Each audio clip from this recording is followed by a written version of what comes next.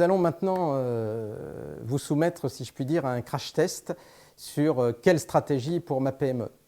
Et la première question que doit se poser un dirigeant, c'est « ai-je vraiment une stratégie pour mon entreprise ?» Car beaucoup de dirigeants pensent avoir une stratégie pour leur entreprise, mais quand on les interroge sur quelques points clés, on se rend compte que cette stratégie n'est pas si claire que cela.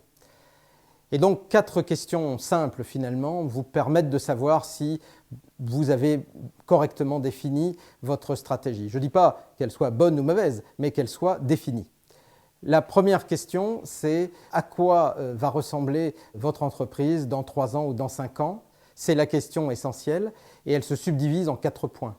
Si vous êtes capable de dire quelle va être la taille de votre entreprise dans 5 ans, en termes de nombre de salariés ou de chiffre d'affaires, si vous pouvez dire quels vont être vos principaux clients ou secteurs clients, quels vont être vos produits ou vos services, et enfin, réalisez vous-même ou ce que vous confiez à d'autres entreprises en sous-traitance.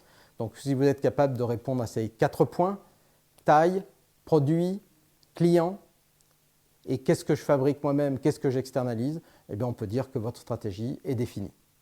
Deuxième question que vous pouvez bien entendu vous poser, c'est « ma stratégie est-elle la bonne ?»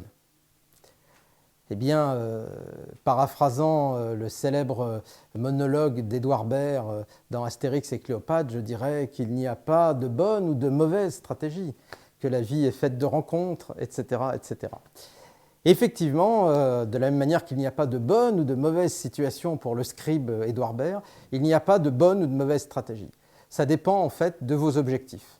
Et la meilleure stratégie, c'est celle qui vous permettra d'atteindre vos objectifs en fonction de vos valeurs. Si vos valeurs consistent à réduire le risque social dans votre entreprise ou à faire en sorte que vos salariés soient le mieux possible dans votre entreprise, eh bien c'est la stratégie qui permettra d'atteindre cet objectif qui sera la bonne. Si vous visez plutôt la rentabilité ou si vous visez plutôt le développement, eh bien c'est la stratégie qui vous permettra d'atteindre cet objectif qui sera la bonne.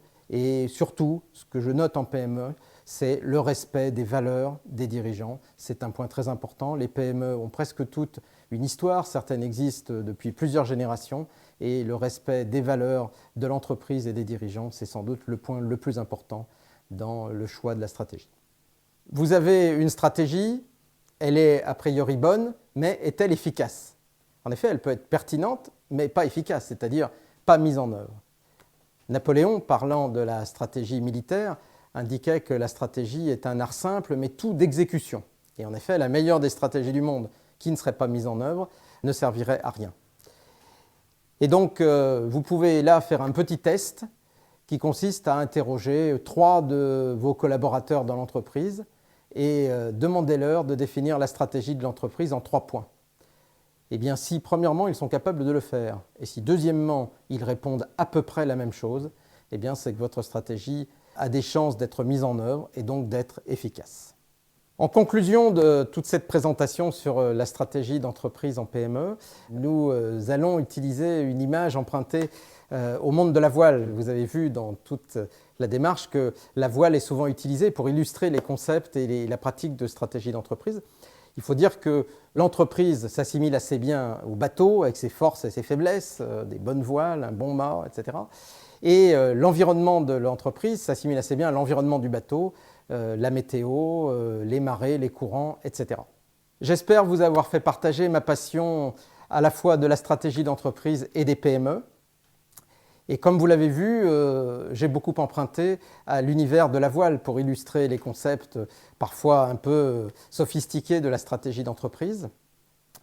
Et je vais conclure et terminer par une citation de Sénèque qui lui aussi emprunte à l'imaginaire de la voile.